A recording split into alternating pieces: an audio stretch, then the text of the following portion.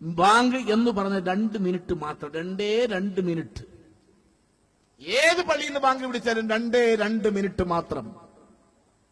പക്ഷേ 5 മണി മുതൽ 6 മണി വരെ ഹൈന്ദവ ദേവാലയങ്ങളിൽ നിന്ന് ദേവീദേവന്മാരുടെ മന്ത്രോച്ചാരണങ്ങൾ കൊണ്ട് 1 മണിക്കൂർ ഇവിടെ ക്ഷേത്രങ്ങളിൽ നിന്ന് പോലും ആചാരനുഷ്ഠാനവും ദേവന്മാരുടെ ദേവിമാരുടെയും മന്ത്രങ്ങൾ ഉച്ചരിച്ചു റെക്കോർഡ് ഇട്ടിട്ട് 1 മണിക്കൂർ പാടിയിട്ട് ഇസ്ലാമിൽ ജനിച്ച ഒരു മുസൽമാൻ ഇന്ന് വരെ പറഞ്ഞിട്ടില്ല ഞങ്ങൾക്ക് ക്ഷേത്രത്തിലെ ആരാധന കൊണ്ട് ഉറങ്ങാൻ സാധിക്കുന്നില്ലെന്ന്.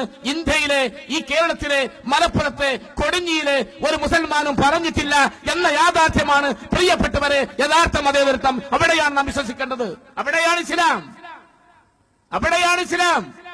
ആ ഇസ്ലാമിനെയാണ് രാജ്യത്തെ വെല്ലുവിളിച്ചുകൊണ്ട് ചില ഫാസിസ്റ്റ് സംഘടനകൾ മുന്നോട്ട് പോകുന്നത്. അത് അനുവദിക്കാൻ സാധിക്കില്ല.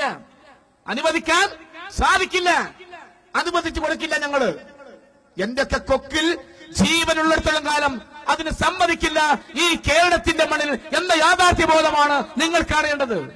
ഇവിടെ ഈ സമുദായം നിലനിൽക്കണം, ഈ സമൂഹം നിലനിൽക്കണം, ഈ മതം നിലനിൽക്കണം എന്നെങ്കിലും ഞങ്ങളെപ്പോൾ ആളുകൾക്ക് ഗാംഭീര്യത്തോടു കൂടി ഒന്ന് മനുഷ്യരായി ജീവിക്കാൻ ഈ സമുദായം ഉള്ളത് കൊണ്ടാണ് ഇന്നിവിടെ സാധിക്കുന്നത്.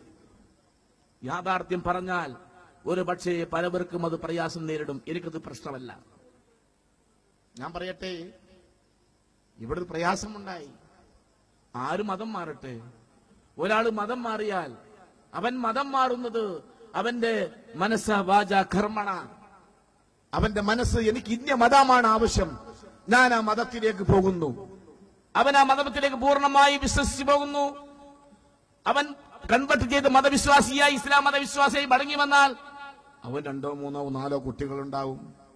ഭാര്യയും 1 കുട്ടിയുണ്ടാവും.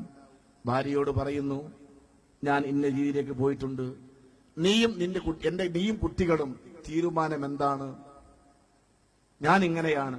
അല്ല, നീ ഇനി കുട്ടിയും വരുന്നില്ലെങ്കിൽ നിങ്ങൾക്ക് ആവശ്യമായ ഭക്ഷണ ചെലവുകൾ, നിങ്ങൾ ജാതി ചെലവ് ഞാൻ വഹിക്കുമെന്ന് പറയുമ്പോൾ ഭാര്യ പറയാണ്, നിങ്ങൾ എന്റെ കുട്ടിയുടെ അച്ഛനാണ്, നിങ്ങൾ എന്റെ കുട്ടിയുടെ, എന്റെ ഭർത്താവ് എന്റെ മക്കളുടെ അച്ഛനാണ് എന്ന് പറയുമ്പോൾ നിങ്ങളുടെ പാത പിന്തുടരാൻ ഞാനും കുട്ടികളും തയ്യാറെന്ന് പറഞ്ഞാൽ, അങ്ങനെ മനസ്സറിഞ്ഞുകൊണ്ട് ഒരു പിതാവ് കുടുംബം ഇസ്ലാമിലേക്ക് പോയാൽ ഒരു മനുഷ്യരെ നിഷ്ഠൂരമായി കൊല ചെയ്യുന്നത് യഥാർത്ഥ മതവിശ്വാസിക്ക് പറഞ്ഞതാണ്. അങ്ങനെയാണെങ്കിൽ ഇന്ത്യയുടെ മണ്ണിൽ തമിഴ്നാടിന്റെ രാമേശ്വരത്ത് 100 കണക്കിന് പട്ടികജാതി കുടുംബങ്ങൾ ഇസ്ലാം മതം സ്വീകരിച്ചിട്ടുണ്ട്. അവരെന്തിനാ ഇസ്ലാം മതം സ്വീകരിച്ചത്? എന്തിനായിരുന്നു? അവർ ഗൾഫിൽ പോയിട്ടില്ല, സൗദിയിൽ പോയിട്ടില്ല, ഇസ്ലാമിക രാജ്യങ്ങളിൽ പോയി പണിയെടുത്തിട്ടില്ല, വിസക്ക് പോയിട്ടില്ല, ജോലി ചെയ്യാൻ പോയിട്ടില്ല. സ്വന്തം മണ്ണിൽ ജനിച്ച് സ്വന്തം ജീവിക്കാൻ, ഒരിറ്റ് വെള്ളം കുടിക്കാൻ, ഒരു സാധനം വാങ്ങാൻ, ഒരു പൈസ കൊടുത്താൽ റോഡിലൂടെ നടക്കാൻ, ബെഞ്ചിലിരിക്കാൻ വൈമനുഷ്യമുണ്ടായപ്പോ ഞങ്ങളെ തോളി പിടിക്കുന്നത് ആരാണ് ചോദിച്ചപ്പോ അത് ഇസ്ലാം മത വിശ്വാസികളാണെന്ന് പറഞ്ഞപ്പോ കൂട്ടത്തോടെ ആ സമുദായം ഇസ്ലാമിലേക്ക് പോയി. കേരളത്തിന്റെ തൊട്ട ബോർഡറായൊക്കെ നമ്മുടെ തമിഴ്നാട്ടിലെ രാമേശ്വരത്ത് കൂട്ടത്തോടെ ഇസ്ലാം മതം സ്വീകരിച്ചു. അവരാരും വെട്ടിക്കൊന്നിട്ടില്ല, അവരാരും കൊല ചെയ്തിട്ടില്ല, ആരും കൊന്നിട്ടില്ല. ഇന്നും അവര് ഇസ്ലാം മത വിശ്വാസികൾ ഈ പള്ളി നിർമ്മിച്ച് അവിടെ ആരാധന നടത്തുന്നു. ആ മനുഷ്യർ കറുത്തവരാവാം, വെളുത്തവരാവാം. ഇസ്ലാമിൽ അങ്ങനെയാണല്ലോ, കറുത്തവനോ വെളുത്തവനോ എന്ന തരംതിരിവില്ല. അവിടെയാണ് ഇതിന്റെ ഏറ്റവും വലിയ പ്രത്യേകത. ഏറ്റവും വലിയ പ്രത്യേകത, ഒരു കറുത്തവൻ ഇസ്ലാം മതം സ്വീകരിച്ചാൽ അവിടെയാ പ്രത്യേകത. ഒരു കറുത്തവൻ ഇസ്ലാം മതം സ്വീകരിച്ചാൽ വെള്ളിയാഴ്ച ജുമാ നമസ്കാരത്തിന് പോകുമ്പോ ബഹുമാനപ്പെട്ട തങ്ങളെ നേതൃത്വത്തിലാണ് നമസ്കാരം നടക്കുന്നുവെങ്കിൽ ആ ഈ കൊടിഞ്ഞി പള്ളിയില്, മമ്പുറം മഖാബില്, ഏതെങ്കിലും പള്ളിയില് ജുമാ നമസ്കാരത്തിൽ ചെല്ലുമ്പോ തന്റെ വീട്ടിലെ കറുത്തവനായ അബൂബക്കർ, കരിക്കട്ട പോലത്തെ കറുത്തവൻ, അവൻ ഒന്നെടുത്തുകൊണ്ട് നേരെ ചെന്ന് നിൽക്കുന്നത് 1-ാമത്തെ സ്വപ്പില. 1-ാമത്തെ സ്വപ്പിൽ ഇവൻ നിൽക്കും. പുറകെ ചെല്ലുന്നത് മുതലാളിമാരും സമ്പന്നന്മാരും വലിയ വലിയ വ്യവസായികളുമാണ്. അവര് ഒന്നെടുത്തിട്ട് നേരെ ചെന്ന് നിൽക്കുന്നത് ഈ കറുത്തവനായ അബൂബക്കറിന്റെ പുറകിലാണ്. ഇത് ഞാൻ ഇവിടെ പറയേണ്ട കാര്യമല്ല, പറയേണ്ട സ്ഥലം വേറെയാണ്.